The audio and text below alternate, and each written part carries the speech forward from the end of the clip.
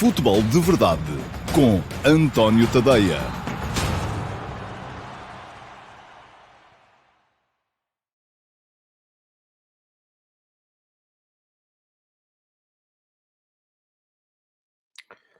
Ora então, olá, muito boa tarde a todos e sejam muito bem-vindos à edição número 9 do Futebol de Verdade para a temporada de 2025-2026. Hoje é terça-feira, é dia, deixa-me cá ver para não me enganar, 4 de novembro de 2025 e a 10ª jornada da Liga Portuguesa chegou ontem ao fim com a vitória do Gil Vicente sobre o Santa Clara por 1-0, golo do Pablo, num belíssimo cruzamento do Joelson.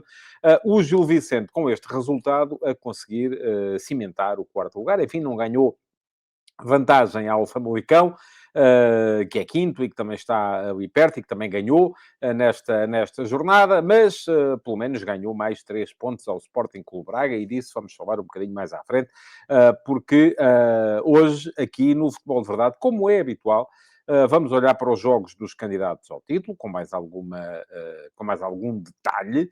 O Sporting 2, Alverca 0, de sexta-feira. Depois o Vitória Sport Clube 0, Benfica 3, de sábado. E o Futebol Clube Porto 2, Sporting Clube Braga 1, que inclusive foi o jogo da semana no meu Substack e por isso mesmo tem crónica analítica a passar, que está lá já publicada precisamente no meu Substack, em tadeia.substack.com. Está aqui a passar em baixo, em banner, o link para poderem aceder ao meu Substack e também para poderem eventualmente subscrever. Podem fazer subscrições gratuitas, que têm acesso a entrelinhas todos os dias de manhã, o meu resumo da atualidade, curada daquilo que é a atualidade futebolística nacional e internacional, ou podem fazer a subscrição premium. A subscrição premium custa dos 5 € por mês, e não só dá acesso a todos os textos, incluindo as crónicas analíticas dos jogos da semana, como também há a possibilidade de verem e de participarem no Futebol de Verdade, que todas as semanas aparece aqui também no Substack, aparece depois com uma semana de atraso no YouTube, mas aparece aqui no Substack em direto todas as semanas, no dia que se segue ao final da jornada. Portanto, hoje, a jornada acabou ontem à noite, com o Gil Vicente Santa Clara, o Futebol de Verdade está a ir para o ar hoje, meio-dia e meia, aqui precisamente no meu Substack. Já sabem, tadeia.substack.com. Se quiserem fazer a subscrição, aqueles que não são ainda subscritores premium ainda poderão eventualmente juntar-se a nós lá mais à frente. Aqueles que já são podem ficar por aí, porque vamos arrancar já de seguida com a edição de hoje do Futebol de Verdade. É já agora a seguir. Futebol de Verdade com António Tadeia.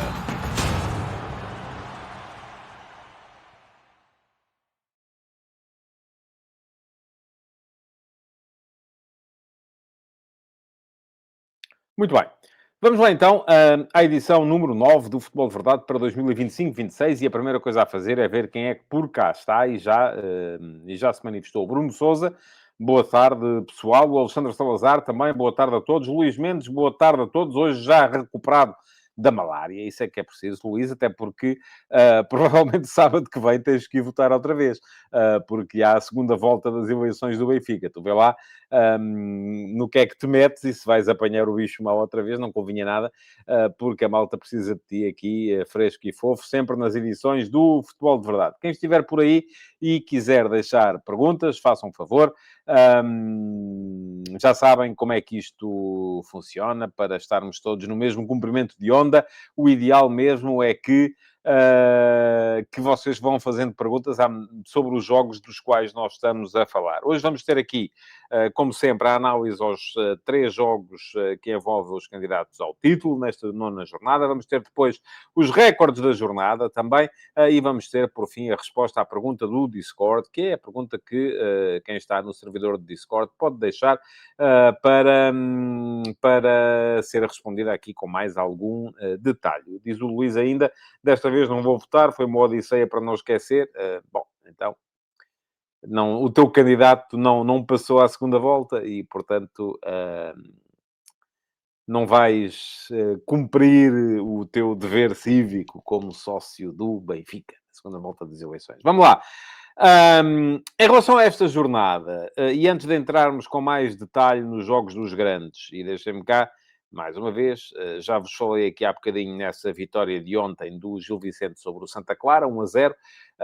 Um jogo em que o Gil marcou cedo e por isso mesmo depois acabou por não ser tão forte, não ter tanta bola. O Santa Clara teve mais bola. E é curioso que o Santa Clara, que é uma equipa que tradicionalmente com o Vasco Matos na época passada fez quinto lugar no campeonato, mas é uma equipa que se sente sempre muito mais confortável com menos bola do que com mais bola. Ontem teve mais bola. O César Peixoto no final veio queixar-se precisamente da falta de capacidade da sua equipa na pressão. E é muito curiosa a pressão defensiva do Gil Vicente, porque é sempre feita com 4 homens numa primeira linha. Eu acho isso sempre super interessante, a forma como o Gil Vicente defende, porque defendem 4-2-4. Não é muito habitual vermos equipas a defenderem assim e dessa forma igualando ou até superiorizando-se às unidades que o adversário coloca em início de construção. Mas ontem o Santa Clara teve bola, só que o Gil Vicente foi muito competente no ponto de vista defensivo, teve de defender até mais atrás do que é habitual, mas acabou por conseguir a vitória, 3 pontos, 1-0. Ainda hoje, na entrelinhas, falei sobre isso. O Gil Vicente tem uma das melhores defesas do campeonato, tem apenas 4 golos sofridos em 10 jogos, e estes 4 golos sofridos em 10 jogos têm uma particularidade, é que permitem que o Gil Vicente seja, neste momento, a equipa com mais clean sheets, isto é, com mais balizas virgens desta liga. São 8. O Flóculo Porto, por exemplo, tem 3 golos sofridos, mas só manteve a baliza a zeros 7 vezes. O Gil Vicente, com 4 golos sofridos, manteve a baliza a zeros 8 vezes, sofreu 2 golos contra o Flóculo Porto no jogo em casa, 2-0, e sofreu outros 2 no jogo contra o Benfica, no Estádio da Luz, 2-1. De resto, mais ninguém conseguiu marcar golos ao Gil Vicente. Bom, o Gil Vicente está neste momento a 2 pontos do Benfica, a 3 do Sporting, já se percebe, a 6 do Flóculo Porto, que é líder. Está muito bem colocado, está naquele quarto lugar que geralmente ninguém consegue atingir, porque os 4 primeiros nos últimos campeonatos têm sido sempre os mesmos, só varia ali a ordem entre Sporting, Benfica, Flóculo Porto e Sporting Clube Braga. Vamos a ver se consegue aguentar. O Famalicão está forte também. O Famalicão nesta jornada ganhou por 1-0 na Choupana ao Nacional, o golo do Juju, logo no final da primeira parte.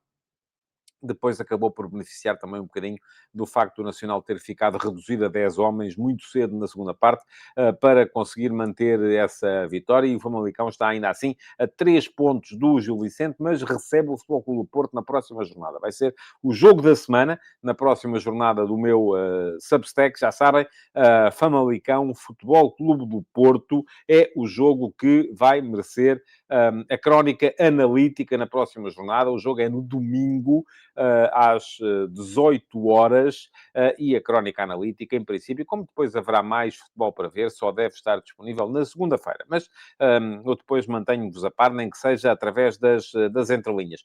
Não vacilou nesta jornada o Moreirense. Ganhou por 2-0 em Aroca, mas foi um jogo muito difícil para o Moreirense. Adiantou-se na primeira parte, um bis do Guilherme Schettini. Aliás, esta foi uma jornada muito curiosa pela quantidade absurda de vitórias de equipas fora de casa. Houve mais gente a ganhar fora do que a ganhar em casa. Mas já vamos falar um bocadinho sobre este jogo também mais à frente, quando falarmos aqui dos recordes desta jornada, porque tem ali um dado que é muito interessante acerca da equipa, até do Aroca, que está mal na tabela, mas pronto. O Braga, com isto tudo, deixou cavar um fosso de certa forma impressionante, porque o Braga é sétimo, tem 13 pontos e está a 5 pontos do sexto, que é o Moreirense. Portanto, os 6 primeiros seguem já com algum avanço, sendo que depois há ainda que notar essas vitórias tranquilas, fora de casa, do Estoril. O Estoril ganhou por 4-0 em Vila do Conde ao Rio Ave. Beneficiou também da expulsão do Jonathan Panzo muito cedo na equipa do Rio Ave. Hat-trick do Begraoui, e também uma vitória imponente do Estrela da Amadora, 5-3 em Rio Maior, contra o Casa Pia, que levou à admissão do João Pereira, treinador do Casa Pia. Salvo erro, quarto treinador a ser demitido na Primeira Liga esta época.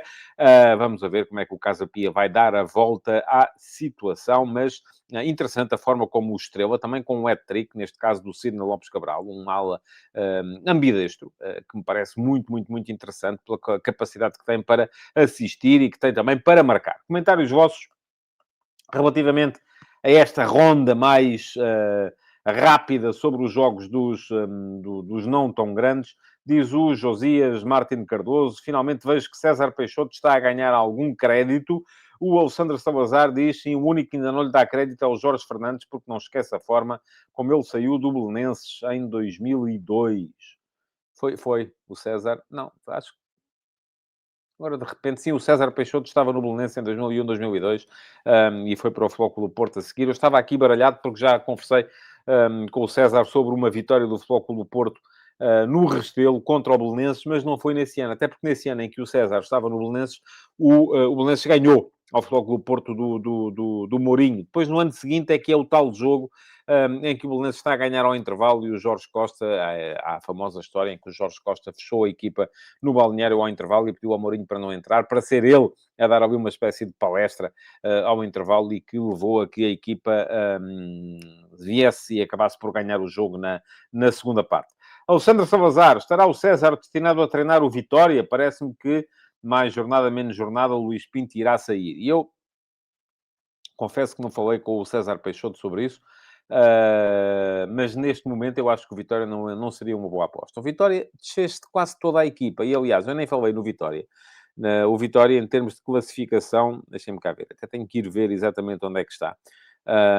O Vitória, este ano, desfez quase toda a equipa e não me parece fácil que venha, com o plantel que lá tem, a ser capaz de fazer muito melhor do que aquilo que está a fazer neste momento. Vitória é 11º, tem 11 pontos, os mesmos do Santa Clara, que é o 8º, menos 2 pontos do que o Braga, que é 7º. Portanto, está ali, mas está, se formos a ver, o Vitória está neste momento a 11 pontos do Gil Vicente. O Gil Vicente parece-me ter uma equipa muito mais estável neste momento do que o Vitória. Portanto, não creio que seja por aí. E volto a dizer, não falei com o César Peixoto sobre isso, mas não creio que passe muito por aí o destino dele. O Luís Pedro Viegas, boa tarde, caríssimos amantes da bola e não tanto das trapalhadas em que os nossos presidentes metem os nossos clubes. É verdade, tivemos mais uma, aparentemente, neste fim de semana.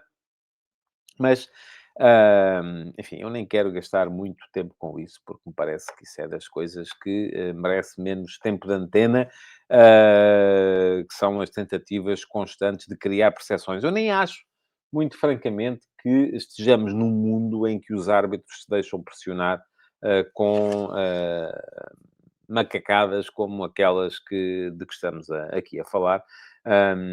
Mas cada vez mais os clubes, e atenção, isto não é só aqui, se nós formos a ver, a escola, quem a faz é o Real Madrid, com aquelas emissões perfeitamente estapafúrdias na Real Madrid TV, em que se o senhor Joaquim Manuel vai ser o árbitro do próximo fim de semana, então esta semana passamos a semana na Real Madrid TV a matraquear com lances de eventual dúvida em que o senhor Joaquim Manuel tenha prejudicado o Real Madrid para, sobretudo, lá está, volto a dizer, não creio que seja para pressionar, não, ou melhor, se calhar é para pressionar os árbitros.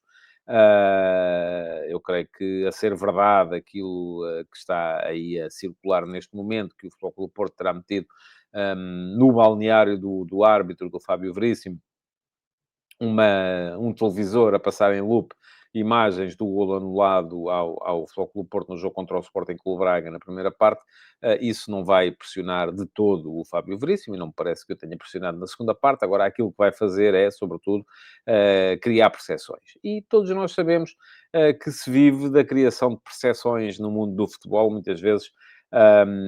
Estamos aqui perante uma situação em que o fundamental é criar a percepção de que se está a ser prejudicado. Por alguma razão, os clubes passam a vida a fazer comunicados para a esquerda e para a direita, fazem comunicados sobre os seus jogos, comunicados sobre os jogos dos adversários, comunicados sobre os jogos dos rivais, enfim, saem comunicados por tudo e por nada, e isso, muito francamente, acho que só serve mesmo para isso, para criar a percepção na opinião pública de que se está a ser prejudicado, quando, e eu digo a mesma coisa há décadas. não compro nada desses filmes, não compro nenhum desses filmes, não dou para esses peditórios, não estou para isso. E aquilo que me parece é que e ainda hoje, por acaso, de manhã, o José Carlos Trindade, no espaço, no último terço, na Antena 1, falava-me do caso e perguntava-me se isto só para quando houver castigos. A questão é que não serve de nada, porque no dia em que forem castigados os clubes imediatamente encontram quem possa fazer este tipo de trabalho de sujo por eles, sejam adeptos famosos, sejam influencers, sejam bots nas redes sociais, e, portanto, estamos entregues à bicharada, é o que é. E a verdade é que, no entanto, a gente depois olha para aquilo que são as reações, regra geral, nas redes sociais, e está tudo maravilha, porque é assim é que tem que ser, porque nós, os bons, estamos sempre a ser roubados por vocês, os maus. Sejamos nós verdes, azuis, vermelhos, seja o que for, somos sempre gamados. Isso é a única coisa que é importante perceberem. Portanto, vamos lá falar de bola, que isso não é sequer tema que mereça a nossa atenção. Chegou a Daniela Teixeira, diz que tarde a más horas, mas boa tarde. Alexandre Salazar, pior que colocar em loop um lance é colocar em loop um lance que foi bem anulado. Enfim, e atenção, o Alexandre, devo dizer, é portista, portanto, lá está. É das coisas... Esta comunidade não cresce assim de uma maneira estapafúrdia, e ainda neste fim de semana vos enviei a todos, subscritores premium e gratuitos, um inquérito para tentar perceber melhor quem são vocês, os que estão aí desse lado, e percebi coisas muito interessantes que vou guardar para mim, enfim, não... mas a questão é que esta comunidade não cresce assim de forma muito estapafúrdia, porque é uma comunidade que tem gente que pensa pela própria cabeça e não vai em manadas, como é o caso do Alexandre. Diz ainda o Alexandre Salazar, preocupem-se, mas é em saber qual a marca de gel do Borja, que aquilo é melhor do que argamassa. Muito bem. Vamos lá. Bola. Vamos começar pelos jogos dos três candidatos ao título, creio que o Braga, apesar da excelente exibição que fez no Dragão contra o Futebol Clube do Porto, o facto de já estar a 15 pontos do topo, enfim, não lhe permite já grandes aspirações a esse nível. E eu tinha dito na semana passada aqui que se o Braga eventualmente, depois de ter dado uma boa demonstração em Alvalade, onde conseguiu empatar com o Sporting, que se saísse do Dragão com uma vitória, o que lhe permitiria reduzir a desvantagem para 9 pontos, poderíamos pensar na possibilidade de voltar a incluir aqui o Braga no lote dos jogos que analisamos no futebol de verdade. A verdade é que perdeu. Jogou muito bem, não merecia ter perdido, mas perdeu e está a 15 pontos, e a 15 pontos não me parece que seja, neste momento, uma opção válida na luta pelo título. Portanto, o que acontece é que vamos continuar aqui no Futebol de Verdade a cobrir os jogos dos três, aqueles que são os três candidatos neste momento, que são precisamente Futebol Clube do Porto, Sporting e Benfica. E que são três candidatos que cada vez mais estão a avolumar as assimetrias no nosso campeonato. Eu, por acaso, fiz este exercício esta semana. Esta semana todos ganharam, conforme já vos disse. E ao fim de 10 jornadas, isto é, estamos aqui a falar na discussão de cada um podia ter 30 pontos. Não podiam ter os três 30 pontos, porque já houve 2 confrontos diretos, portanto, isso seria impossível. Mas o Futebol Clube do Porto perdeu 2 pontos com o Benfica. O Sporting perdeu 5, 3 com o Futebol Clube do Porto e 2 com o Braga. O Benfica perdeu 6. 2 com o Porto, 2 com o Rio Ave, 2 com o Santa Clara. O que isto quer dizer é que, excluindo os confrontos diretos, estamos neste momento num cenário em que os três grandes perderam 6 pontos em 84 possíveis. Isto é uma barbaridade. Perderam, salvo erro, 7% dos pontos. É muito pouco. No ano passado, à 10ª jornada, meus amigos, era pior ainda. Porque, pior ou melhor, se virmos a coisa na perspectiva dos grandes, porque à 10ª jornada do ano passado o Sporting ainda não tinha perdido pontos, tinha 10 jogos, 10 vitórias. O Futebol Clube do Porto tinha perdido 3 pontos, mas tinham sido todos com o Sporting. E o Benfica tinha perdido 5, o que levou, de resto, à substituição do Roger Schmidt, tal como este ano os 6 que perdeu levaram à substituição do Bruno Lage. E os 5 pontos que o Benfica perdeu tinham sido 3 com o Famalicão, 2 com o Moreirense, o que significa que, se este ano, em 84 pontos possíveis, os 3 clubes grandes perderam 6, no ano passado, à 10ª jornada, só tinha havido ainda um confronto direto, e em 87 pontos possíveis só tinham perdido 5. O que isto quer dizer é que as assimetrias estão a agravar-se. Há 2 anos, No campeonato de 23-24, à 10ª jornada, os três grandes já tinham perdido 12 pontos, sem serem confrontos diretos. Há 3 anos, em 22-23, tinham perdido 15. Portanto, esta tendência para ser preciso, para ser campeão, tem que se ganhar quase os jogos todos, está a agravar-se. E isto é o contrário daquilo que nós devíamos querer para o nosso campeonato. Devíamos querer um campeonato um bocadinho mais equilibrado, em que houvesse um bocadinho mais de competição. Porque se não há competição, as coisas perdem todo o interesse, a não ser que o nosso interesse seja só, lá está, nós que somos muito bons ganhamos, os outros que são vocês, que são muito maus, perdem sempre. Portanto, é muito isso que nós estamos a transformar o nosso futebol e depois dizem-me que não, que a centralização não faz falta, porque os grandes é que geram capital e, portanto, eles é que têm que o ter. Lá está. Estamos a pensar numa lógica de Superliga Europeia. Se nós quisermos ter os nossos 3 principais clubes a competir numa Superliga Europeia, então eu acho que sim. E aí geram-se os mecanismos de solidariedade para ter os outros a jogarem uns com os outros. Agora, enquanto tivermos os 3 grandes a jogar no nosso campeonato, a não ser que queiramos que o campeonato seja aquilo em que está a transformar-se, não me parece de todo que este seja o caminho mais indicado. Bom, chegou o Miguel Lima, boa tarde a todos. Daniela Teixeira diz que o futebol não é justo, mas a vida também não. Ora, aí está uma grande verdade. O que sei é que me deliciei a ver este Braga jogar futebol, bem mais do que a segunda parte do Vitória Benfica. A segunda parte do Benfica foi boa em Guimarães. E diz o Josias Martins de Cardoso que Lages perdeu apenas 2 pontos. Mourinho já perdeu 4. Sim, é verdade. Por acaso, agora aqui de repente, mas o Josias nestas coisas é uma máquina. Aqui de repente achava que tinha sido... Sim, é verdade, os 2 com o Porto são do Mourinho e os 2 com o Rio Ave também são do Mourinho. Os 2 com o Santa Clara é que são do Lages, mas o Lages depois perde, sobretudo perde o jogo com o Harabach. E, sobretudo, houve ali a necessidade de Rui Costa encontrar uma solução que lhe permitisse encarar as eleições com outro panache, com outra capacidade. Vamos lá. Sporting Alverca é o jogo pelo qual vamos arrancar esta passagem pelos jogos dos três grandes. O Sporting vinha de um jogo contra a mesma equipa do Alverca, em que tinha ganho por 5-1 com uma equipa repleta de segundas escolhas. O Rui Borges pegou nos 11 jogadores que tinham estado em Tondela, na vitória por 3-0, na jornada anterior, e afastou-os todos. Não foi só do 11 titular no jogo da Taça da Liga contra o Alverca, foi da convocatória, o que permitiu que o Sporting estreasse ali 5 jogadores da equipa B nesse jogo da Taça da Liga, e depois pegou nos 11 titulares do jogo da Taça da Liga e voltou a pô-los de lado para voltar a usar os 11 titulares do jogo de Tondela na partida da Liga contra o Alverca. Qual é que é o problema no meio disto tudo? Primeiro problema, o Alverca também tinha poupado algumas unidades no jogo da Taça da Liga. Não muitas, mas algumas. E faz toda a diferença olhar para este Alverca e ver, por exemplo, o André Gomes na baliza, guarda-redes, que não é muito imponente na forma como cobre os postos, mas, ou como sai da baliza, mas que é muito forte no jogo com os pés, e isso é logo uma diferença.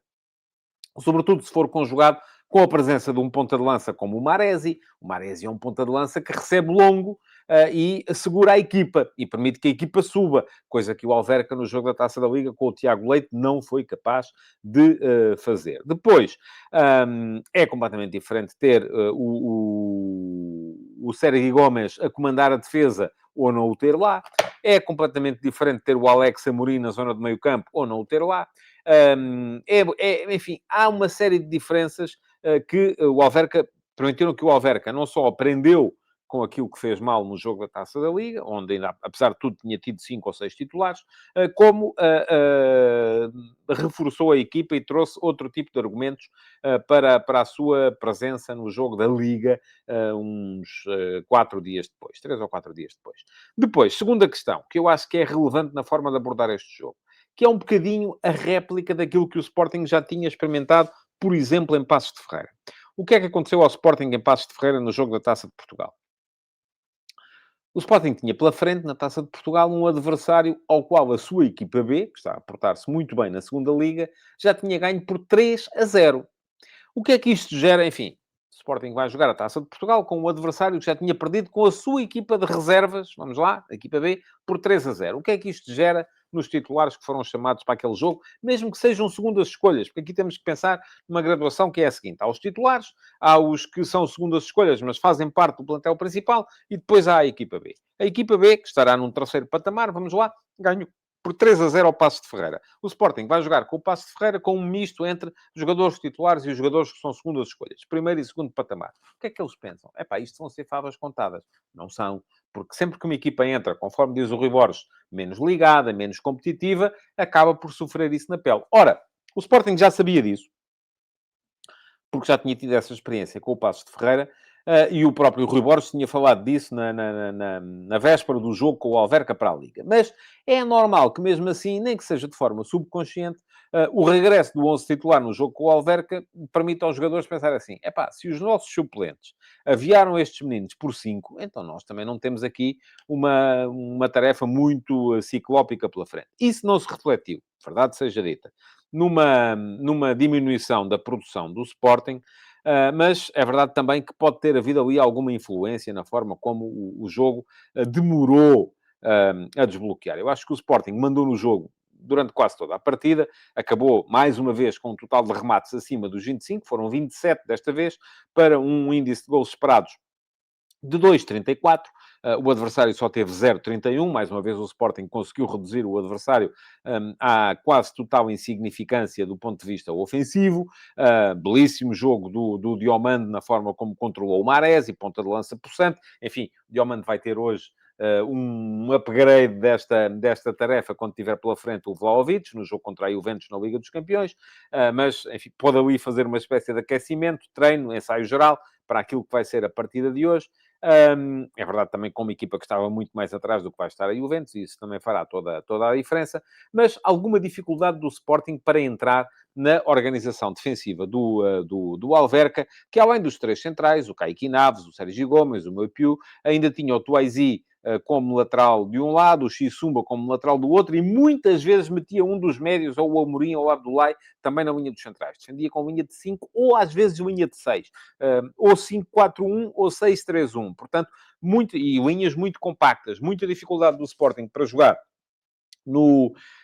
dentro do bloco da equipa do Alverca, o que leva ao Sporting muitas vezes a cruzar. E em que é que isto se reflete, sobretudo, quando esta é uma equipa do Sporting viciada, e deixem-me dizer que eu acho que é um vício bom nas ligações interiores. Em que é que o Sporting é forte? O Sporting é forte precisamente na forma como consegue ligar o jogo no corredor central em ataque posicional. Porquê? E já expliquei isto em texto também que está no meu Substack. Porque, do ponto de vista do ataque, o Sporting ataca tal como atacava quando tinha quando era treinado pelo Ruben Amorim, em 3-2-5 e às vezes em 3-1-6. Em que é que se reflete este 3-1-6? São, geralmente, o defesa direito, Fresneda, que se magoou, depois foi Vaianidis, não faz isto tão bem, fará bem outras coisas. E os dois centrais, neste caso, Diomande e Gonçalo Inácio. Depois, um médio, Yulman à frente, o segundo médio muitas vezes a entrar na linha da frente essa que é composta por 6 homens, que tem o lateral esquerdo, o Maxi Araújo, bem aberto junto a uma linha, o extremo direito, neste jogo foi o Génia Catamo, bem aberto na outra, e depois por dentro o Trincão e o Pedro Gonçalves, que neste caso receberam o reforço do João Simões no apoio ao ponta de lança. Gente muito próxima, gente que consegue estabelecer ligações interiores rápidas, e é esse o ponto forte do jogo do Sporting. O que acontece é que neste jogo com o Alverca, o que nós vimos foi uma equipa do Alverca muito cerrada, muito fechada, em que estas ligações interiores iam sendo cada vez mais difíceis, o que convida o Sporting a cruzar. Ora, para este jogo de cruzamentos, e ainda vimos, por exemplo, o João Simões aparecer em zona de finalização de cabeça, que me lembro foram 2 vezes, no seguimento de 2 ou 3 cruzamentos. Não é de todo o jogador ideal, como o próprio Luís Soares também o não é. Aqui o jogo estava a pedir claramente a entrada do Ioannidis. Foi isso que fez o Rui Borges, até mexeu um bocadinho mais cedo do que é habitual, quando trocou o João Simões pelo Ioannidis ao minuto 59, com a passagem do Pedro Gonçalves para a zona de meio campo. Substituiu também o Catamo, que estava a ter uma segunda parte infeliz, depois uma primeira parte de nível médio, a segunda parte estava a ser infeliz, saiu o Catamo, entrou Giovanni Kenda, o Sporting melhorou, e a verdade é que o golo acabou por aparecer num pontapé de canto, com cabeceamento precisamente do Ioannidis, depois a 2-0, um golaço do Pedro Gonçalves. A vitória do Sporting não merece qualquer tipo de contestação, mas, verdade seja dita, não foi um jogo fácil para o Sporting. Não foi um jogo tão fácil como aquilo que se esperaria depois de se ter visto a forma como este mesmo Sporting tinha ganho a este mesmo... Ou melhor, não foi este mesmo. Como o Sporting, com outros jogadores, tinha ganho na Taça da Liga ao Alverca também, com outros jogadores, embora o Alverca mais próximo do 11 que ali estava. Luís Pedro Viegas. Em jogos onde se prevê que o Sporting tenha menos bola, contra Porto, Benfica, vários jogos na Liga dos Campeões, como o Juventus hoje, não faria mais sentido jogar com o Ioannidis no lugar do Suárez? Depende. Hum, Ainda na semana passada, por acaso, falámos aqui um bocadinho nisso. E, sobretudo, naquilo que é a capacidade do Sporting para meter os dois em simultâneo. E acrescenta ao Luís Pedro Viegas mais capacidade de aproveitar o espaço, mais capacidade para aguentar sozinho na frente. Portanto, o que o Luís Pedro está a dizer é que o Sporting devia, nesses jogos, jogar um bocadinho mais como o Alverca fez em Alvalade. Ah, eu acho que é uma questão estratégica interessante. E que eu diria que não. Eu acho que o Luís Soares é um jogador que manda neste novo paradigma do Sporting. O Sporting tornou-se uma equipa, e eu acho que já o disse aqui, acho que é a equipa mais forte da liga em ataque posicional, precisamente por isso, porque é capaz de estabelecer ligações interiores no corredor central como mais nenhuma. Substituir o Soares pelo Ioannidis convidaria imediatamente a um jogo mais direto. E é verdade que o Ioannidis é melhor a responder a esse tipo de jogo. Agora a questão é, e o Sporting quer esse tipo de jogo? Isso depois vai ser bom para o Pedro Gonçalves, para o Trincão, para o Kenda, ou estes jogadores estão de facto a ser favorecidos por este novo paradigma que o Sporting tem no ataque. Por isso é que eu digo, a questão é interessante do ponto de vista estratégico, mas é bom que as pessoas pensem que para se ganhar umas coisas têm que se perder outras. E isso é muito interessante, até lembrem-me disso daqui a bocado quando estivermos a falar do Braga. Porque eu, ao contrário daquilo que tenho lido por aí, não acho que o Braga seja uma equipa com pouca baliza, que vê pouca baliza por falta de qualidade dos homens que tem na frente. Acho que o Braga é uma equipa que vê pouca baliza porque começa a jogar muito de trás. E depois não consegue chegar no tempo certo à frente. Mas já lá vamos. Diz aqui o Alexandre Salazar, apesar do portento que era Gyökeres, parece-me que o Sporting ficou a ganhar com estes dois novos avançados em vez de Gyökeres e Arder. Eu acho difícil dizer, eu também já ouvi isso, mas acho difícil dizermos que ficou a ganhar quando se perde Gyökeres, não é? Gyökeres foi um jogador mais desequilibrador da Liga nos últimos 2 anos. Se dissermos assim, mas estes dois, a média aritmética dos dois é superior à média aritmética Gyökeres Arder, concordo. Mas a questão é que geralmente só joga um. E só jogando um, desculpem lá. Estive a comer nozes antes de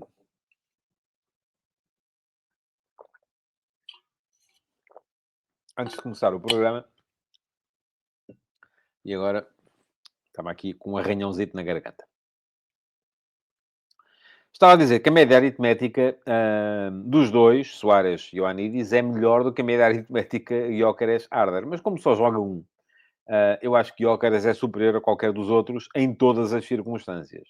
Portanto, acho difícil fazermos essa comparação. Mas pronto, ganhou o Sporting, ganhou bem, ganhou com justiça, e isto permite-nos passar para o segundo jogo deste programa, que é o Vitória-Benfica, de sábado à noite. Deixa-me só abrir a ficha para não dizer aqui nenhumas... mais asneiras do que é habitual, porque já se sabe que isto... A malta diz-me que está asneirola. Bom, vamos lá. O Vitória, tal como já tinha dito, é uma equipa que está, do meu ponto de vista, muito abaixo daquilo que estava na época passada. Percebo a lógica, enfim, da administração da SAD do Vitória Sport Clube, que se viu ali empurrada para trás numa questão de dinheiros, em que precisava de conseguir dinheiro para equilibrar as finanças, e portanto já se sabe que uma equipa, e também estou cansado de escrever isso, já se sabe que uma equipa ou um clube ou uma SAD que está em dificuldades financeiras perde imediatamente capacidade negocial.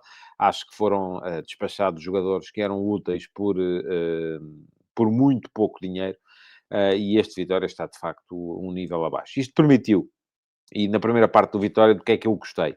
Gostei do Benny Mukendi, que era um jogador que eu gostava bastante no Casa Pia e que na época passada no Vitória nunca apareceu ao mesmo nível. Mas depois, se formos a ver, pouco mais. O Vitória apareceu num 4-2-3-1 contra o Benfica com uma série de jogadores que, na equipa da época passada, não é preciso irmos mais longe, na equipa da época passada, eram aqueles que apareciam quando era preciso, muitas vezes, dar um salto ou saíam do banco para melhorar a equipa. Estou a falar, por exemplo, do Telmo Marcanjo. O Telmo Marcanjo foi um jogador muito útil em situações da época passada em que era preciso dar uma chama nova ao ataque. Agora, aquilo que se lhe pede neste momento é que seja o farol do ataque do Vitória.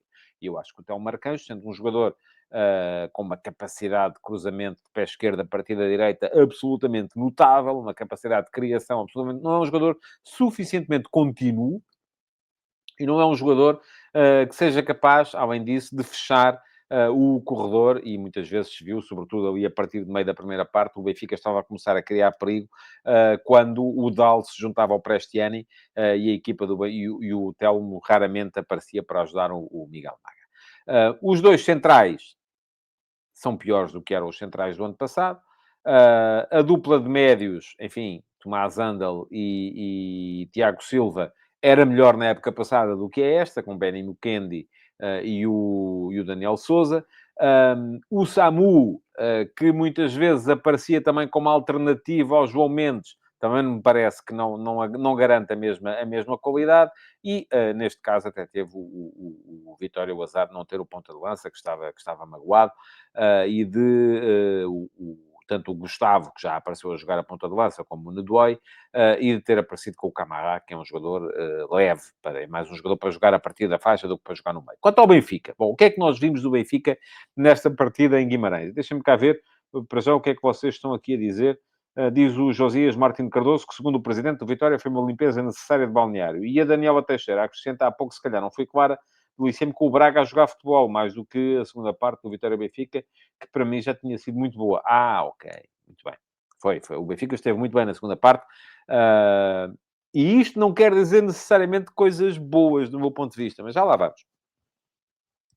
O Benfica apareceu e parece que já é oficial que o Tomás Araújo sacou o lugar ao António Silva. Vamos a ver como é que vai ser amanhã contra o Leverkusen, quem é que vai aparecer. Na próxima jornada o Otamendi está castigado, portanto, à partida vamos ter Tomás Araújo e António Silva, mas o Tomás Araújo dá à equipa uma qualidade em construção a partir de trás que não tem comparação.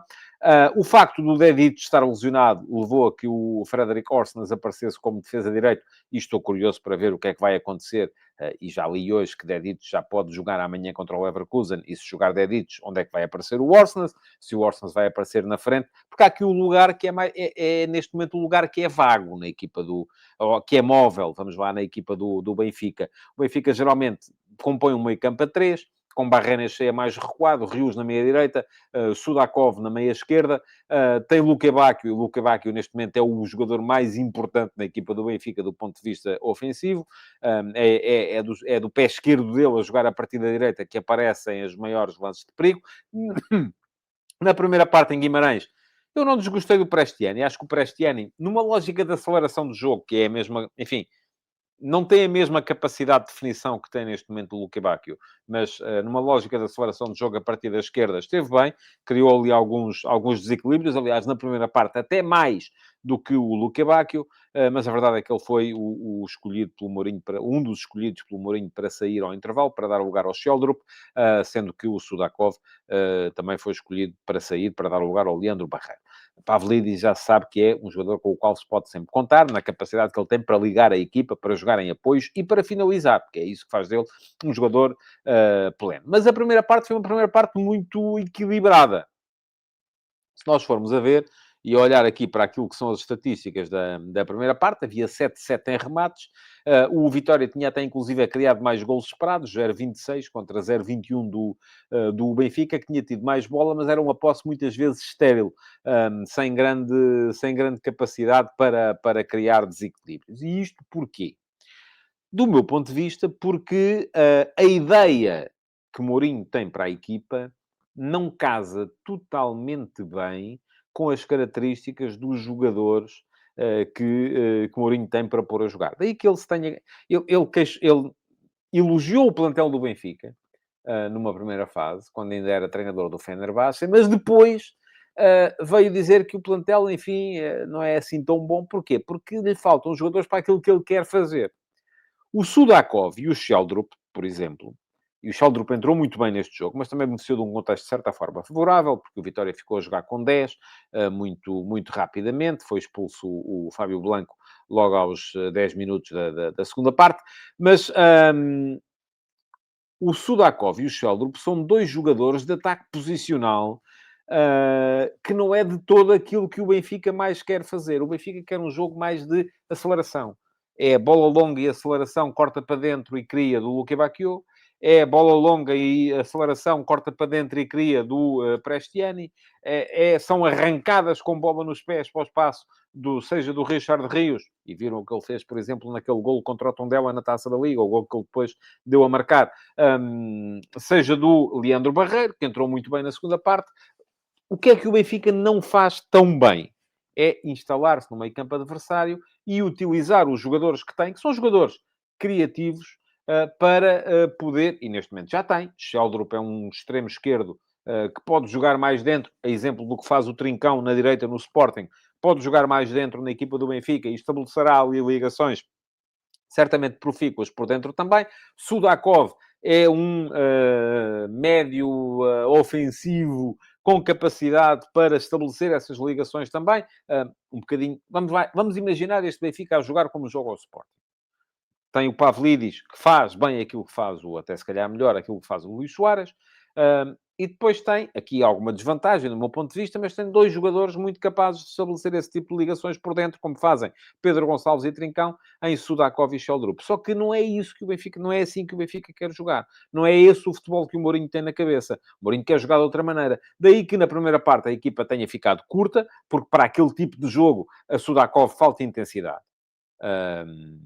Essa intensidade tem na Rios, mas falta-lhe segurança depois. É um jogador que ainda não me convenceu, precisamente porque é um jogador muito inseguro, muito incerto, perde muitos passos, perde muitas bolas, mas lá está. É um jogador que estica, dá esticões, avança para o espaço, acelera o jogo, ganha linhas, queima linhas, quer dizer. Portanto, isso é o que quer o José Mourinho.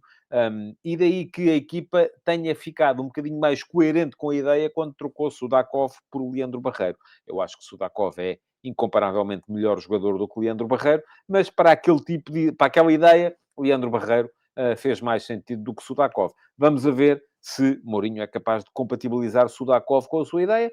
Eu acho que é fundamental para termos um Benfica de alto nível, porque este Benfica no meio-campo, com Barrena cheia, Barreiro e Rios, a mim parece-me curto.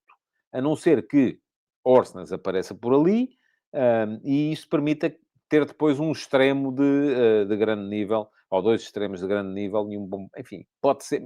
Parece-me ainda assim, para o contexto nacional, parece-me difícil que venha a vingar, porque na maior parte dos jogos o Benfica vai ter que estar em ataque posicional, na maior parte do tempo. Bom, o que é que vocês têm a dizer? Nada. Portanto, vamos seguir em frente. Só para dizer que na segunda parte o Benfica desbloqueou o jogo, com o tal golo do Tomás Araújo, numa bola parada. Depois aparece o golo do Samuel Dal, belíssimo pontapé, após uma jogada do Orsnes à direita, e ainda dá para um 3-0, marcado pelo João Rego na ponta final. Pergunto ao Alexandre Salazar se estará Sudakov tipo Coxo, isto é, ainda à procura do seu papel. Eu acho que ele, enfim, é um jogador, tal como o Coxo.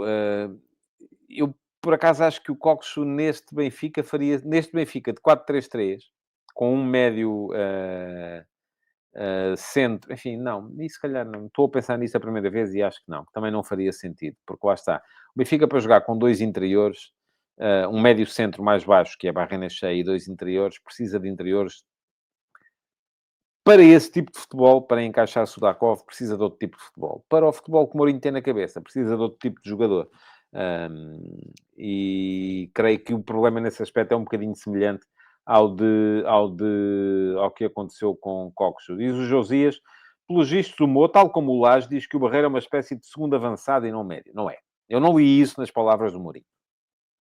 Eu acho é que O Leandro Barreiro, tal como o Rios, é um jogador com uma grande abrangência física. É um jogador que alarga muito o seu espaço. É o chamado, aquilo a que muitas vezes se chamou o box-to-box. É um jogador que joga no meio-campo e joga à frente. Aparece como o Froholt no Futebol Clube do Porto. É um jogador que chega, que tem um belo timing de chegada aos lances. E isso eu não o vejo, nem creio que o Mourinho o veja como um segundo avançado. Agora, vê-o como um médio que tem outro tipo de intensidade e que tem outro tipo de abrangência em termos de espaço, e é pena não ter aqui preparados para vos mostrar, senão mostrava-vos aquilo que foram os mapas de calor das ações de Sudakov na primeira parte e de Leandro Barreiro na segunda. Não tem nada a ver.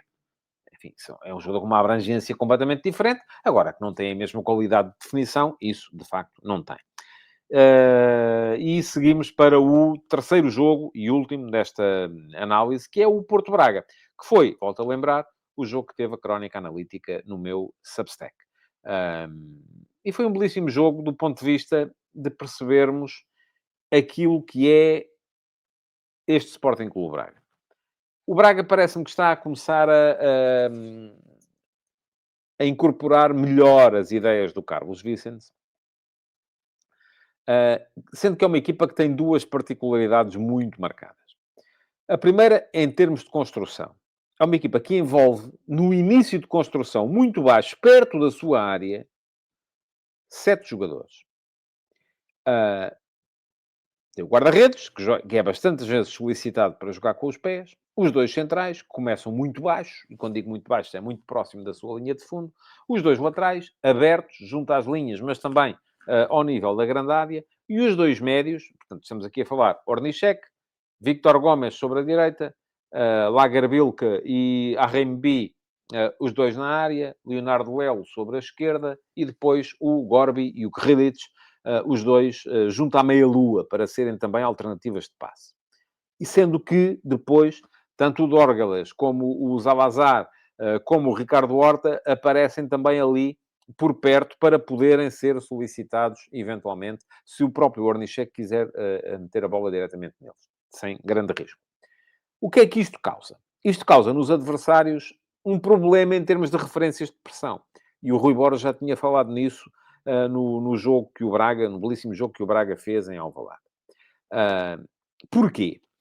Porque as equipas geralmente estão preparadas para igualar, em termos de referências de pressão, daí a grande vitória estratégica do José Mourinho no Dragão e ele ter vindo dizer que com 2 matou 3. Porquê? Porque o Pavlidis e creio que foi o Sudakov nesse jogo, os dois ali conseguiu bloquear a entrada da bola no Alan Varela, dos dois centrais no Alan Varela, na construção do Porto. Geralmente as equipas estão programadas para igualar, das duas uma, ou baixam o bloco e esquecem a pressão, estão-se nas tintas, baixam pronto, ou então se querem ir pressionar, ir com menos do que os que o adversário mete na construção, não serve para nada. Porque ir com menos significa que só se está a desgastar jogadores sem nenhuma perspectiva de poder vir a ganhar a bola. Não serve de nada uma equipa que constrói com 7, eu ir lá pressionar com 3. Vou fazer o quê? Tenho lá 3 malucos a correr atrás da bola, mas não, se o adversário tiver um mínimo de competência, não conseguem apanhá-la. Uh, Portanto, isto causa nos adversários, e causou no caso do Futebol Clube do Porto, uma dificuldade óbvia, porque das duas uma, se o Porto vai com gente para igualar os adversários que lá tem, em termos de referências de pressão, vai ficar muito destapado atrás. E vale que, nesse caso, e daí que o Braga seja uma equipa incompleta, que o Braga depois também não tem argumentos no ataque à profundidade. Porque se os tivesse, se em vez do Paulo Victor, o Braga tivesse um avançado, e atenção, não estou a falar de uma questão de qualidade, estou a falar de uma questão de características. Tivesse um avançado com capacidade de ataque à profundidade, o Braga podia ser um caso muito mais sério do que é neste momento em termos de futebol jogado. Segunda característica do Sporting Clube Braga, momento defensivo. 1-1 a todo o campo. Isto é de coragem. Aquilo que o Carlos Vicens fez em Alvalade e voltou a fazer agora no Dragão, ao Futebol Clube do Porto, foi igualar o adversário em termos de referências de marcação. O que é que acontecia? Geralmente, o Braga ficava atrás em 3-3. O Porto começava o Porto constrói quase sempre num 4-3-3 mais ou menos clássico. Porquê? Porque constrói com os dois centrais, Bednarek e Kivior, Depois abre o lateral direito num lado, abre o lateral esquerdo do outro, Alberto e Francisco Moura, coloca o Alan Varela atrás da primeira linha de pressão do adversário para poder receber, virar-se e acelerar o jogo. Mete depois os dois interiores, que neste caso foram o Froholt na meia-direita e o Rodrigo Mora na meia-esquerda. Abre os extremos, PP aberto na esquerda, William aberto na direita e mete o ponta de lança no corredor central. Ora, o Braga igualou isto. E muitas vezes as equipas, quando vão jogar com um grande, sobretudo, gostam de deixar sempre um à sobra. O Braga não deixou ninguém à sobra. Porquê? Porque o PP, extremo esquerdo, tinha o Víctor Gomes em cima dele. O Samu, avançado de centro, tinha o Lagerbilk em cima dele. O William, extremo direito, tinha o Arrembi em cima dele. O Leonardo Lelo, defesa esquerdo do Braga, ia buscar o Alberto, defesa direito do Futebol Clube do Porto. O defesa esquerdo do Futebol Clube do Porto, o Francisco Moura, era geralmente marcado pelo Dórgalas. E depois havia, aí sim, uma marcação individual quase sempre a todo o campo, porque o Braga, quando defendia atrás, já defendia com linha de 5, porque baixava o Dórgalas e interiorizava o Vítor Gomes, mas havia uma marcação individual a todo o campo dos três médios aos três médios do Porto. O Ricardo Horta sempre a condicionar o Alan Varela, o Grealish sempre a condicionar o Víctor Froholt e o Gorbi sempre a condicionar o Mora. E isto deixava na frente o Zalazar e o Paulo Victor para os dois centrais do Porto. Portanto, 1-1 a todo o campo. Isto é difícil de contrariar. É verdade que a chave para o Porto aqui teria sido ter tido a capacidade para meter os médios em condições de se virarem para o jogo e acelerarem. Porque a partir do momento em que um dos médios do Porto, fosse o Mora, fosse o Froholt, conseguisse virar-se sobre o seu opositor direto e encarar o jogo de frente, com bola, tinha campo aberto para acelerar. Nunca, ou quase nunca, o conseguiram. E aquilo que nós vimos foi um jogo em que o Braga igualou o Porto em todos os aspectos.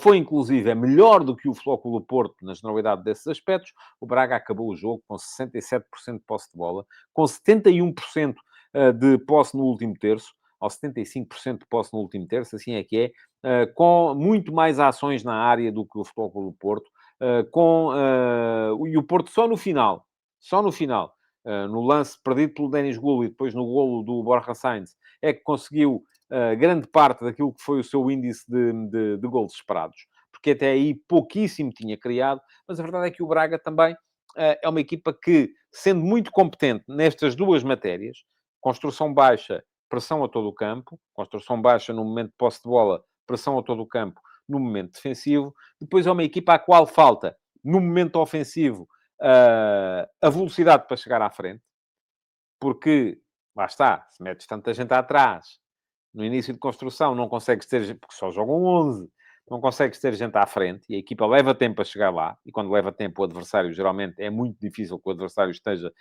desatento, porque lá está, não há tal alternativa. Porque se houvesse a dúvida, se o Braga fosse capaz de instalar a dúvida no adversário, de eles agora vão sair baixo, mas se calhar vão esticar, e se esticarem, têm um avançado capaz de atacar a profundidade e ir à procura da bola. Eu acho que o Alouazani poderia ser esse jogador, mas o Paulo Victor é melhor ponta de lança. O Fran Navarro não acho que seja sequer para este campeonato. Mas creio que aí o Braga poderia ser melhor. E depois, no momento defensivo, eu acho que o Braga não foi competente durante os 90 minutos. E isso acabou por penalizá-lo. É verdade que o Porto se coloca em vantagem num lance absolutamente fortuito. Um remate do Samu a 35, 40 metros, que não teria qualquer sorte, de certeza absoluta, não tivesse sido desviado no Rodrigo Mora. Aliás, da mesma maneira que se viu a perder em Moreira de Cónegos num remate feliz do Alanzinho, viu-se agora a ganhar num remate feliz do Samu. Portanto, eu acho que aí a coisa foi mais ou menos idêntica. Embora o Farioli tenha assinalado um facto, a forma como se o a perder de forma infeliz em Moreira de Cónegos e não o outro, a forma como se o a ganhar de forma feliz no jogo com o Braga, mas lá está, cada um puxa para o lado por onde lhe dá mais jeito. Depois, também é verdade que o Braga chega ao empate num lance que também tem o seu quê de fortuito, porque o Zalazar não quer de todo cruzar. Há um pontapé de canto, ele tenta meter um vôlei na baliza, mas a bola saiu ao contrário, ia sair para a linha lateral, não tivesse o Víctor Gomes metido a cabeça para fazer golo. Mas daí para a frente é o Braga quem tem as duas melhores situações de golo. uma perdida pelo Ricardo Horta, salvo erro. Não, Zalazar, um remate do Zalazar, que o Diogo Costa defende, e a outra, esta sim flagrante, um passe do Ricardo Horta para uma boa ligação interior do jogo do Braga, para o Fran Navarro, na cara do Diogo Costa, mete a bola por cima. Aí, eu acho que o Farioli percebeu bem o jogo. E percebeu que ele abdicou de uma... Ele percebeu assim, não vai dar para ter bola. Esta equipa do Braga não me permite ter bola. Portanto, o que é que o Porto resolveu fazer? Baixou o bloco, pôs-se a defender em 5-4-1, na expectativa de poder aproveitar a capacidade do lançamento do Gabri Veiga e a agressividade no ataque ao espaço do Borja Sainz. A partir de determinada altura, com a entrada do Pablo Rosário, o Porto passou a defender com linha de 5. Pablo Rosário à direita dos dois centrais, do Bednarek, que passou a central do meio, e do Kivior, central esquerdo. Dois laterais, Gabri Veiga como médio ala direito, 5-4-1, com o Borja Sainz como médio ala esquerdo, e foi precisamente num lance em que conseguiu ligar estes dois, que chegou ao gol, num lance mal ajuizado pelo Víctor Gomes, mas verdade seja dita, daí para a frente ainda houve mais 15 minutos, contando os descontos, 16 minutos, e o Braga não criou mais nada. Zero. Portanto, o Porto aí foi muito competente do ponto de vista defensivo. Eu acho que o empate teria sido o resultado mais justo, e não digo vitória do Braga, porque o Braga também não mostrou argumentos ofensivos capazes de a justificar, mas lá está. Já li muitas vezes, é de jogos com esta estrelinha que se fazem os campeões. Nenhum campeão joga muito bem todos os jogos ou é muito superior aos adversários em todos os jogos. E é ganhando os jogos em que não se é superior que se reforçam candidaturas ao título. Agora, convém o Porto não abusar. Comentários vossos. Alexandre Salazar, trocar um dos extremos por William parece-me pacífico. Trocar Veiga por Mora viu-se que faz toda a diferença ainda. Eu acho que Gabriel Veiga tem que ser titular nesta equipa. O Porto é das coisas que eu não percebo como é que... Eu gosto muito do jogador. Eu sei que está toda a gente encantadíssima com Froholt, porque é um animal competitivo. Eu acho que o toque refinado do Gabriel Veiga é absolutamente necessário a esta equipa do Porto. E vejo Mora a jogar, sim, mas na frente. Agora, qual é que é o problema? Lá está. É mais um caso de inadequação das características do jogador à ideia do treinador. O treinador quer os dois extremos bem abertos. E encostar Mora à linha do lado esquerdo não me parece grande ideia. Vamos a ver o que é que vai sair dali. Mas creio que Gabriel Veiga tem de ser titular. Diz ainda o Alexandre, aliás, seria normal haver assobios na troca do William por Rosário, mas parece-me que o público percebeu que era preciso estancar aquele Braga. Verdade. Bom, revistos os jogos, já estamos quase com uma hora de programa e, portanto, vamos acelerar para entrarmos aqui nos recordes da jornada e na pergunta do Discord. Vamos aos recordes primeiro. Onde é que eu tenho isso? Estão aqui. Muito bem. Como sempre, trago aqui, com o apoio do radar da Goalpoint, que se serve dos dados da Opta Sports, 5 recordes que tenham sido estabelecidos nesta jornada da Liga Portuguesa, em termos estatísticos. E, como sempre, também vou ter que tirar daqui o banner para podermos ver melhor os quadros. Este é o primeiro que temos. São metros de progressão com bola no jogo. Geralmente, um jogador progride muitos metros com bola quando os adversários estão muito posicionados atrás, num bloco muito baixo, e não exercem qualquer tipo de pressão. E geralmente esta é uma estatística que favorece os defesas centrais e, por alguma razão, o top 3 que ali está são 3 defesas centrais. O Gonçalo Inácio do Sporting, no jogo com o Alverca, estabeleceu então um novo recorde de progressão com bola, que são 455 metros no mesmo jogo, e estão ali documentados. Superou, assim sendo, o número do Otamendi, do Benfica, no jogo com o Rio Ave, que foram 399 metros, e o número do Bednarek, curiosamente, no jogo contra o Benfica, foram 361 metros. É curioso um destes números ter sido contra o Benfica, que à partida não devia ser uma equipa colocada tão atrás. Já agora, para continuar, posso dizer-vos que o quarto valor é do Barrena Cheia do Benfica, no jogo contra o Santa Clara, que progrediu 361 metros, e deixar aqui uma nota, uma menção honrosa para o Conan Guislain, o Guislain Conan, assim é que é, do Gil Vicente, lateral esquerdo, que no jogo do Gil Vicente contra o Benfica, também progrediu 342 metros com bola. Mas lá está a prova de que o jogo Sporting-Alverca foi um jogo em que o Alverca esteve muito atrás, porque permitiu quase sempre a possibilidade ao Gonçalo Inácio de progredir com bola nos pés estabelecendo assim um novo máximo de progressões com bola na Liga Portuguesa deste ano. Segundo valor, segundo recorde do dia, vai para o João Carvalho do Estoril, para assinalarmos esses 4-0 do Estoril em Vila do Conde, contra o Rio Ave. O João Carvalho recebeu 23 passes progressivos. É um novo máximo. O que é um passe progressivo? Volto a dizer, é um passe em que, das duas, uma, ou a bola fica mais próxima da linha de fundo, pelo menos 10 metros ou mais, ou é um passe que deixa o jogador dentro da área. E o João Carvalho, do Estoril, no jogo com o Rio Ave, recebeu 23 passes progressivos, superou o máximo anterior, que pertencia ao Clayton, do Rio Ave, no jogo com o Tondela, tinha recebido 18, e nesta jornada também o Zalazar, do Braga, recebeu 16 passos progressivos no jogo com o Porto, igualando, e já não está ali, o Miro, do Tondela, que também recebeu 16 passos progressivos no jogo com o Futebol Clube Famalicão. Terceiro recorde desta semana, onde é que ele está? Está aqui. É do Luque Bacchio, no jogo do Benfica com o Vitória. Luque Bacchio criou 3 grandes chances de golo e foram ali todas seguidinhas.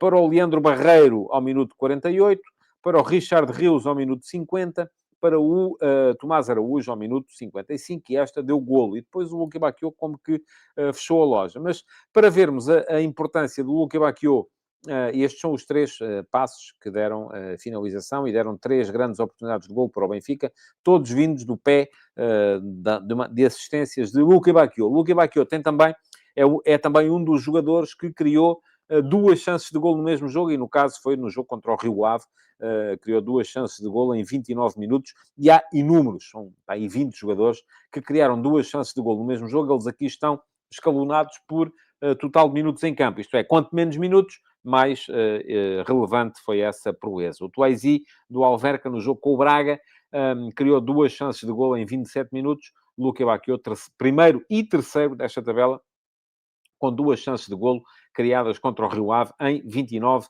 minutos.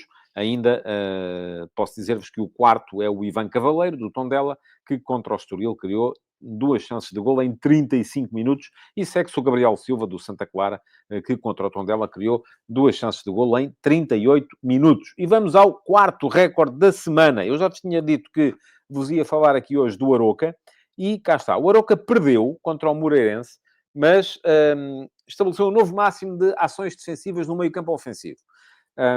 E muito se fala da pressão dos grandes e tal, mas o Aroca do Vasco Seabra, no jogo contra o Moreirense, conseguiu 27 ações defensivas para lá da linha de meio-campo. É um novo máximo do campeonato.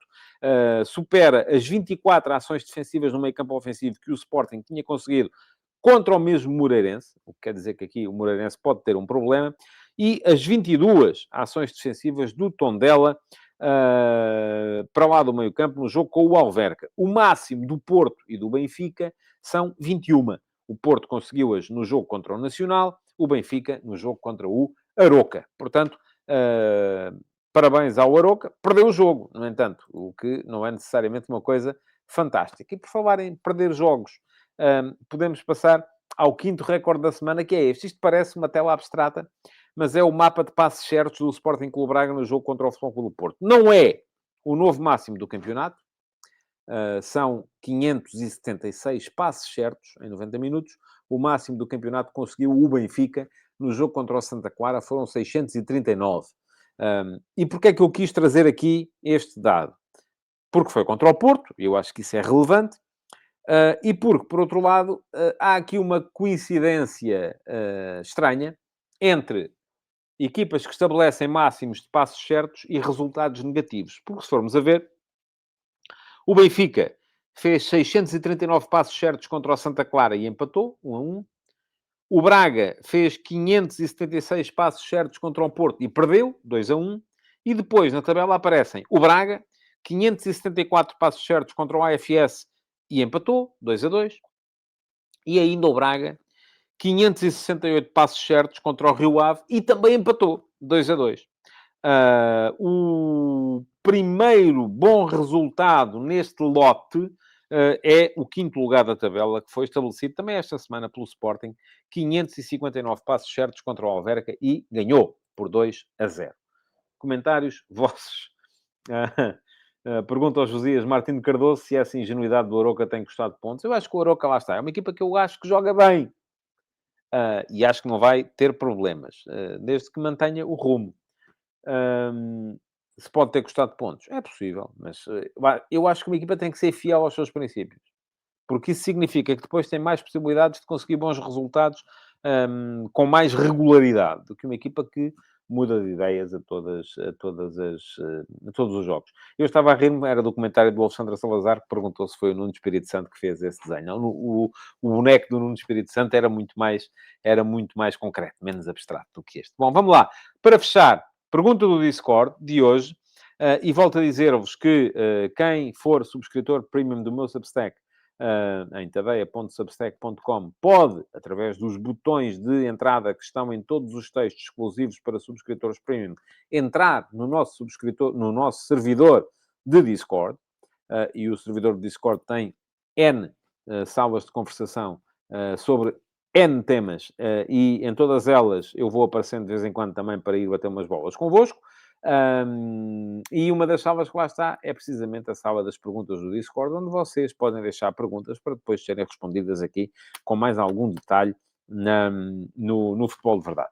E a pergunta que eu escolhi hoje é esta, foi colocada pelo Luís Mendes, que mesmo no seu leito de doença, no meio da malária, conseguiu deixar uma pergunta.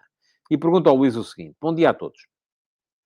Hoje em dia, todos os clubes compram jogadores com menos idade e depois não sabem o que lhes fazer. Ainda agora se veja o que está a passar com o Hendrick, que parece que o Paulo Fonseca vai ser capaz de sacar para o Lyon e seria uma grande notícia para o Paulo Fonseca. Este fenómeno, se do ponto de vista financeiro e de antecipação é compreensível, por outro lado, limita e muito à exceção dos jovens das equipas B. Como vês esta situação e como é que os jovens da formação podem ultrapassá-la? Obrigado, Luís, pela tua pergunta. A esse propósito, enfim, não foi bem a esse propósito, mas é sobre formação. Convido-vos para darem um salto no meu canal de YouTube ou no meu Substack à edição do Sexta-feira à 3, que é o outro podcast em que eu participo, com o Luís Sobral e o José Coceiro, sobre formação. E já houve dois bons debates sobre formação lá, um sobre regras para a formação, outro sobre a interferência dos pais, enfim, bom, mas são coisas à parte. Aqui estamos a falar de capacidade da formação. Da afirmação da formação. Eu acho que muitos destes miúdos são contratados para as equipas B. E eu acho que o problema, Luís, é que estás a ver a coisa muito em termos da formação local. Isto é, o que é que eu faço aos jogadores que são formados localmente? Pelo meio dessa tua preocupação, meteu-se uma coisa que foi a globalização. Hoje em dia, temos miúdos portugueses a jogar na formação em clubes estrangeiros, e nem todos pelas boas razões, e tivemos o caso ainda recente do Cardoso Varela, o craque do Sub-17 do Futebol Clube do Porto, que fugiu e está a começar a despontar e já marcou, inclusive, pelos séniores do Dinamo Zagreb. Parece que é tudo uma coisa para o levar para o Barcelona, lá está. Sem que o Porto seja devidamente compensado, e isso é lamentável.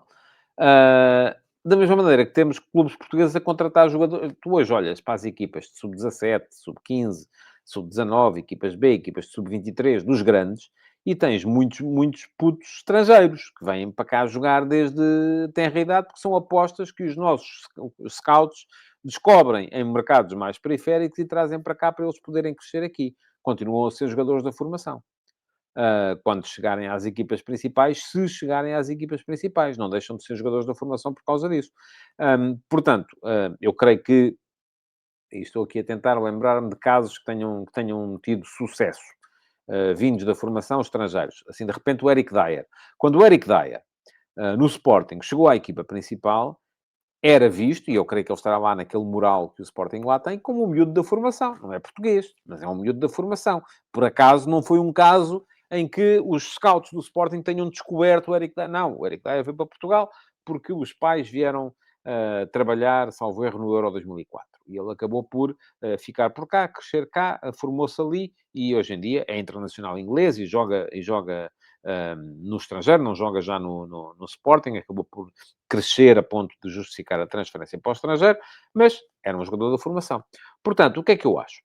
É das coisas que me preocupa é a capacidade de afirmação dos miúdos da formação. Sobretudo em clubes como os clubes portugueses. Porque eu acho que os clubes portugueses, se dependem tanto como dependem das mais-valias, têm que criar condições para que os miúdos que vêm das equipas de formação cheguem à equipa principal. E a resposta para isso é apenas uma. É não ceder à tentação de estar constantemente a ganhar concursos de popularidade junto dos adeptos, contratando mais um e mais outro, e mais outro, e mais outro, e mais outro, e manter a ideia dos plantéis curtos. O plantel curto não é uma pancada dos treinadores. O plantel de alguns treinadores, ou de alguns administradores, ou de alguns diretores desportivos. O plantel curto é a única maneira de garantir que os miúdos que despontam nas equipas B um dia tenham uma hipótese de chegar à equipa principal. É claro que pode haver problemas. E ainda no ano passado o Sporting teve essa questão. O Sporting teve uma onda de lesões absolutamente invulgar e acabou por ter que recorrer a muita gente da formação naquela parte de campeonato ali, janeiro, fevereiro, março, porque não tinha gente para jogar. Mas isso é uma exceção. Regra geral, o que é que eu defendo? Defendo, no máximo, dos máximos, 2 jogadores por posição. E, preferencialmente, algumas das alternativas serem alternativas para mais do que uma posição. O que é que isto permite? Permite que o miúdo que é titular da equipa B possa ser sempre visto como a terceira alternativa para cada posição. E muitas vezes não é isso que nós vemos. Porque os treinadores preferem ter mais opções no plantel principal, para nunca ficarem descalços, vamos dizer assim, e para, de certa forma, poderem ter sempre um jogador experiente ao qual recorrer. E isto, sim, vem prejudicar a capacidade de afirmação dos jogadores que vêm da formação. E o meu problema aqui não é só... Eu não sou nenhum defensor de achar que agora tem que se jogar com miúdos. Não, tem que se jogar com quem for melhor. Ponto. Tem que se jogar com quem for melhor. Agora, para que os clubes sejam viáveis do ponto de vista do negócio, precisam de fazer mais-valias. E como precisam de fazer mais-valias, precisam de criar condições para que despontem estes talentos. Porque são estes talentos que depois vão gerar essas tais mais-valias. Porque, de resto, muito francamente, estou-me nas tintas se um clube é campeão a jogar com uma média de idade de 18 anos ou de 35. O importante é ser campeão. Agora, se quisermos ver mais longe em termos de sustentabilidade financeira, temos que perceber que não podemos ter nos plantéis 3 e 4 opções para cada lugar, porque o treinador se sente mais seguro, porque o administrador ou o presidente vai ter eleições e, portanto, precisa de manter os adeptos satisfeitos com a chegada de reforços, quando, na verdade, a melhor maneira que tem de defender os interesses do clube é garantir que os miúdos têm espaço de ascensão para poderem chegar lá acima. Ricardo Pinho, não me parece que treinadores mais consagrados queiram plantéis curtos. O Guardiola, ainda muito recentemente, creio que foi no início desta época, disse que só queria 21 ou 22 jogadores e não queria mais, ponto. Mas não deve entrar no teu conceito de treinador consagrado. Diz ainda, e enquanto clubes grandes estejam à mercê de eleições e constantes mudanças na liderança, será sempre mais difícil ter os tais plantéis curtos. Aí estou 100% de acordo contigo. Mas aqui tem que haver firmeza. Tem que haver capacidade de quem lá está perceber o que é que tem que fazer. Ponto. Final. Bom, meus amigos, vamos chegar ao fim. Quero agradecer-vos por terem estado aí. Já sabem que o Futebol de Verdade vem sempre no dia a seguir ao final da jornada. Esta semana foi hoje, terça-feira, dia 4 de novembro.